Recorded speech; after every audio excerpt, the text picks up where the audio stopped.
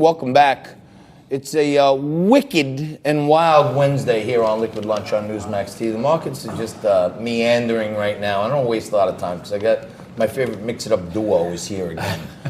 Johnny Burnett, Managing Director of One Empire Group, Republican candidate for New York City Comptroller, and David Eisenbach, our very own presidential historian, professor at Columbia University, and a candidate for New York City Public Advocate representing the Democrats. Boys, welcome back. Thanks, John. Thank you so much. You know, I keep telling Frankie we got to break you guys up. You're becoming a dynasty of your own. You know what I mean? Like you know each other too good. You're hitting a few soft jabs here and there because you're pals. But the audience just wants to see you two together. You're awesome. It might end today, though. Oh, all right. What do we got? There we have round one beer. There we go. JB, you would think the one place where the left could actually fake it and say, okay, we caught the #1 terrorist in the world. Good job, Mr. President. Right. Instead, no. He called him a dog. He made fun of dogs. We had a canine hurt. He didn't tell Nancy Pelosi. Can this guy ever win? This should be a win in anyone's book, That's right? what I would think. This is the #1 terrorist group. Unlike under the Obama administration, they actually gave money to Iran, right? Yep. Even Secretary Kerry said what? That it's likely to end in the hands of terrorists, Of course. namely ISIS, right? So Biden should be the last person to critique President Trump on this great accomplishment, and only one of many accomplishments in terms of his foreign policy. David, does any president have to go check in with the Speaker of the House before we run an operation? No, absolutely not. No. Absolutely not. Commander-in-Chief. You can't just always agree with Burnett now, okay? I mean, that's not gonna. That's not gonna be. That one didn't work. We If you want to start some trouble, we got to go on the next. Oh, okay. So Biden told the Washington Post that Trump's conduct would bolster the Islamic State recruitment and cause more instability in the Middle East because he has no foreign policy. I think this is doing great for our foreign policy. You get on the wrong side of us, you're going to wind up at a dead-end tunnel, not a good place to be, and you're going to be blown to smithereens. I think that scares terrorists. What do you think? Well, I think that sort of leaving the Baghdadi thing aside, Trump does have a foreign policy. It's do whatever Saudi Arabia wants. And he has put more troops in the Middle East to protect Saudi Arabia in their vicious, irresponsible, nonsensical war against Yemen. And so that is Trump's foreign policy. Well, Johnny, I don't even know where. I don't even know how to unpack that. I gotta have a drink. Pass me a drink. Listen, President Trump exudes strength, right? But he also exudes the willingness to work and talk with traditional people from traditional regions of the world that don't like America, right? Like Saudi Arabia. Right, to keep us safe, right? The last thing we want to do is go to war or have contentious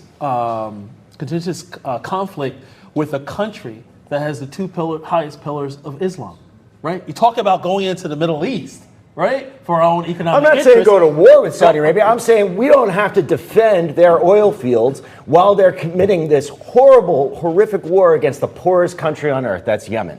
And by putting our troops in their oil fields, yeah, we're not. No, we're not. We're defending the Western Syrian oil fields, which were pumping out about 30,000 barrels a day, which ISIS was taking across the border and selling on the black market. I'm talking about that's how Donald Trump has been bragging about how he's pulling troops out of the Middle East. Good, we should take their oil. But it's incorrect. He's actually putting more troops into Saudi Arabia to protect their oil fields because of this war with Yemen, because Yemen hit their oil fields. This is breaking news to me. You're saying that we have COVID troops out of the Middle East. It's absolutely a lie. We're putting more troops in to protect Saudi Arabia, a criminal regime. So yeah, it's but like we're not at war with Saudi Arabia, right? We have issues with Iran, issues with Iraq, issues with a lot of other places within the Middle East. We don't have issues with Israel, and we don't have issues with Saudi Arabia. So let's make sure that we correct the record. No, but what I'm saying is, yes, we should pull troops out of the Middle East. We shouldn't put more troops in, and we shouldn't be protecting Saudi Arabia against Yemen. Name me, as far as the countries I just mentioned, right? Yeah. add Saudi Arabia and Israel to that list, right? Saudi Arabia is not a friend. Saudi Arabia They're not our friend? is the prime sponsor of terrorism on earth. But let me Saudi Arabia- educate the Colombian professor. Yeah, hello, listen. professor. We have a lot of financial investments, right, from America and a lot of other countries around the world invested in Saudi Arabia. They're not invested in a lot of these in Yemen and a lot of these other places as they are Saudi Arabia. So there are economic interests being protected in Saudi Arabia outside of oil. Okay. And we look the other way when Saudi Arabia funds international terrorist groups like Al Qaeda, like the Al Nusra Front. No, Biden Yes, we and do. Obama looked the other way when they gave $1.6 billion Cash to- over. all Greenery. cash. Pallets of In cash. the middle of the Pallets night, of cash. in an unmarked Stack of hundreds plane. like this. You They can't did believe it better than drug dealers. That was Iran's own money sitting in accounts. No, that was our held money. over. That No, was it our was money. Iran's We confiscated money. But the point is, We it was Iran's confiscated. money. but timing is everything. It was Iran's money, and I'll That tell we you what. confiscated. Once we confiscate, you don't get it back. That's it. There's no Right. backseas policy. Right, on the exactly. 1.6 It was billion. Iran's money, and only liberals rebate. Yeah, rebate program. It was Iran's money, and you know, that was a good thing that Iran intervened in Syria, because had they not, Al Qaeda and the Al Nusra Front would have, and ISIS would have taken over my Syria. Oh my God! So you think He swallowed the blue pill before the set. your thesis is that Iran came in and saved the day? They did save the day in Syria. Otherwise, you would have ISIS, Al Nusra Front, Al Qaeda running around chopping off the heads of Christians and Jews, the Jewish and Syrian Christian communities that have been there for over 1,000 years. I don't know. We're going to take a quick break. As always, we're in the Question Tequila Studios. Today we got a new shipment of Panzoni vodka. It's organic. It's from Calabria, Italy. Frank brought us back a whole load from Italy, so we're drinking vodka today.